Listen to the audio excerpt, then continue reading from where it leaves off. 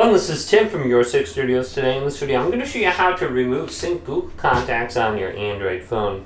So this could be really easy. I'm on my Samsung phone. I can just go to the dial option right here, go to my contacts, go to the top to the three dots or the three lines on the left, and I can go to contact settings.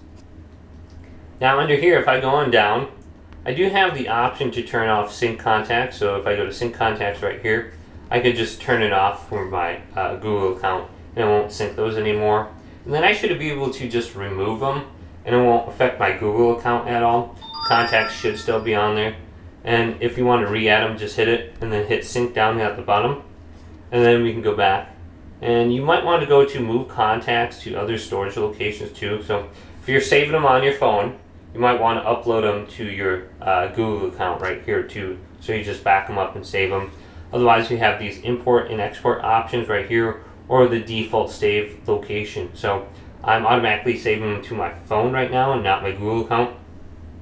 Now we can go back. If I go to my contacts list, I have the option to go view storage by different like storage locations. So I can see my Google account on here. If I hit my Google account, I don't have anything really stored there. I just have one.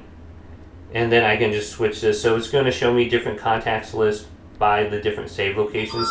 And it looks like we can create a new list too.